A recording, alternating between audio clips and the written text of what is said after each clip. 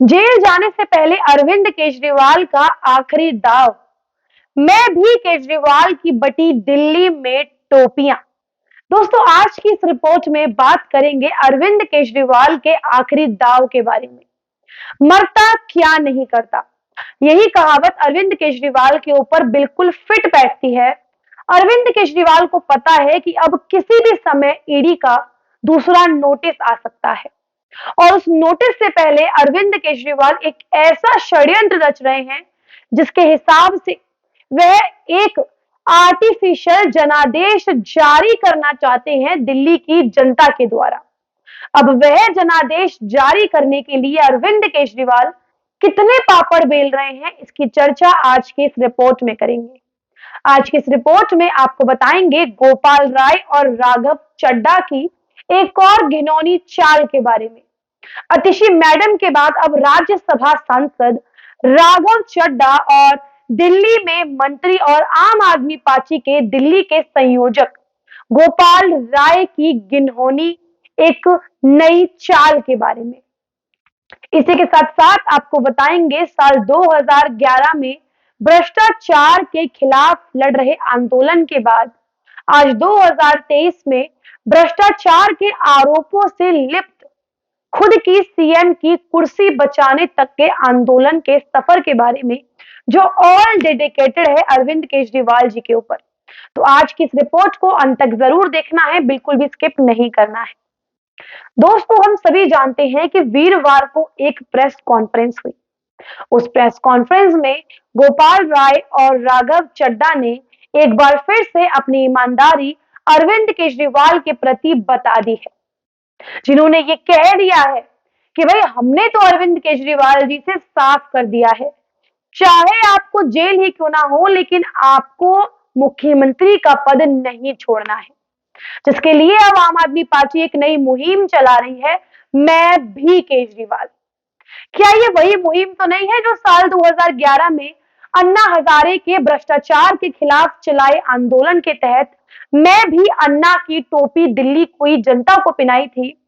आज वही टोपी अरविंद केजरीवाल दिल्ली की जनता को पहना रहे हैं, लेकिन फर्क इतना है, अन्ना हजारे जी भ्रष्टाचार के खिलाफ आंदोलन लड़ रहे थे, लेकिन अरविंद केजरीवाल भ्रष्टाचार के आरोपों में लिप्त होकर अपनी सीएम की कुर्सी बचाने के लिए ये पूरा षड्यंत्र रच रहे हैं।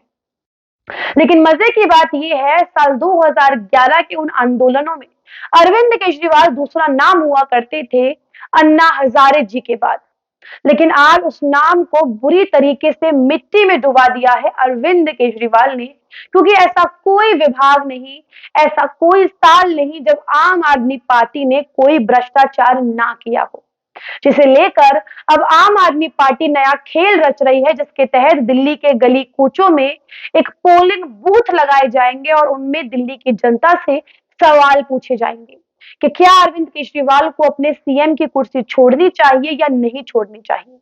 रेफरेंडम का तमाशा तो ऑलरेडी दिल्ली में चल रहा है, जहां दिल्ली की जनता से सवाल पूछे जा रहे हैं कि तिहाड़ जेल के अंदर बैठ के क्या अरविंद केजरीवाल को सीएम का कार्यभार संभालना चाहिए या नहीं संभालना चाहिए, जिसकी जानकारी ऑलरेडी अतिशी मैडम ने 2 हफ्ते पहले मीडिया से रूबरू होते हुए दिल्ली की जनता को दे दी थी। और आज उसी ऑर्डर की री-कॉपी लेकर गोपाल राय और राघव चड्ढा प्रेस कॉन्फ्रेंस कर रहे हैं। ये वो पार्टी है जो अपने आप को भगत सिंह का वंशज बताती है। भगत सिंह जी ने तो कभी भ्रष्टाचार नहीं किया, भगत सिंह जी ने तो कभी अपने फायदे के लिए जनता का इस्तेमाल नहीं किया, बल्कि वे तो ऐसे स्वतंत्रता सेनानी हैं जिन्होंने अपनी जान की बाजी लगाकर देश को आजादी दिलवाई। वे फ्रीडम फाइटर हैं, स्वतंत्रता सेनानी हैं, जिनका बहुत बड़ा योगदान आज हमारी आजादी के लिए है। लेकिन अरविंद केजरीवाल तो वो नेता हैं जिन्होंने दिल्ली की जनता की आजादी तो बहुत दूर की बात है, उनसे पानी भी छीन लिया, उनसे सांस लेने का अधिकार भी छीन लिया, क्योंकि दिल्ली में आज सांस लेना उतना ही खतरनाक है जितना कि पिंजरे के अंदर शेर के साथ रात को सोना। इस हद तक गिरी हुई हरकतें अरविंद केजरीवाल जी ने दिल्ली में करी हैं, क्योंकि दिल्ली में सांस लेना दुर्वर हो रहा है। और जैसे ही ईडी का पहला समन अरविंद केजरीवाल को आया, वह उसी समय समझ गए कि अब नैया डूबने वाली है। और इस डूबती हुई नैया को बचाने के लिए अरविंद केजरीवाल ये सारे खेल रच रहे हैं, जिसके लिए रेफरेंडम का नाटक किया। और अब मैं भी केजरीवाल की एक नई टोपी दिल्ली की जनता को पहनाने जा रही है आम आदमी पार्टी। और सोने पे सुहागा ये हुआ कि सुप्रीम कोर्ट से ऑर्डर आ गए। नरेश कुमार, जिनकी सर्विस पूरी हो चुकी थी 30 नवंबर को, उन्हें 6 महीने का एक्सटेंशन मिल गया। आपकी जानकारी के लिए बता दूं, यदि आप नहीं जानते, तो नरेश कुमार वही ऑफिसर हैं जिन्होंने शराब घोटाले में आम आदमी पार्टी का पर्दाफाश किया था। और ये वही ऑफिसर हैं जो अब शीश महल घोटाले में भी अरविंद केजरीवाल की नैया जल्द ही डुबोने वाले हैं। तो ये बहुत बड़ा झटका आम आदमी पार्टी को लगा। और अब ऐसे में आम आदमी पार्टी अपना आखिरी दांव चल रही है, दिल्ली की जनता से पूछ रही है कि भैया अब हमें क्या करना चाहिए। हमें तो हंसी आती है, ये वही अरविंद केजरीवाल हैं जो लोगों के खिलाफ भ्रष्टाचार के आरोप लगाते थे। आए दिन 500 600 पन्नों की रिपोर्ट लेके आते थे शीला दीक्षित के खिलाफ, अरुण जेटली के खिलाफ और बड़े बड़े नेताओं के खिलाफ। लेकिन आज मंजर ये है कि अरविंद केजरीवाल को खुद नहीं पता कि अब भ्रष्टाचार के आरोप लगने के बाद उन्हें क्या करना चाहिए। अब वह दिल्ली की जनता से पूछ रहे हैं कि अब उन्हें क्या करना चाहिए।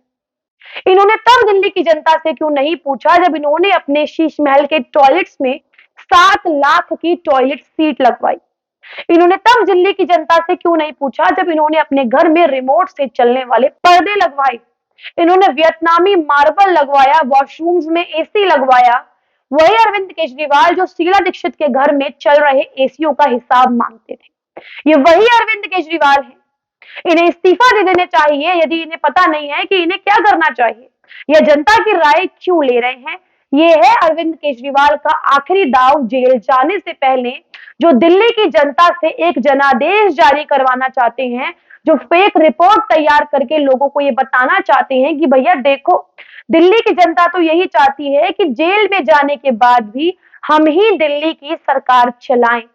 ये बहुत बड़ा षड्यंत्र आम आदमी पार्टी के द्वारा रचा जा रहा है। आप इस खबर पे अपनी क्या राय रखते हैं, हमें कमेंट करके अवश्य बताइएगा। रिपोर्ट अच्छी लगी हो, पसंद आई हो तो कमेंट करें, शेयर करें और हमारे चैनल थिंक टैंक को सब्सक्राइब करना बिल्कुल भी ना भूलें। नमस्कार।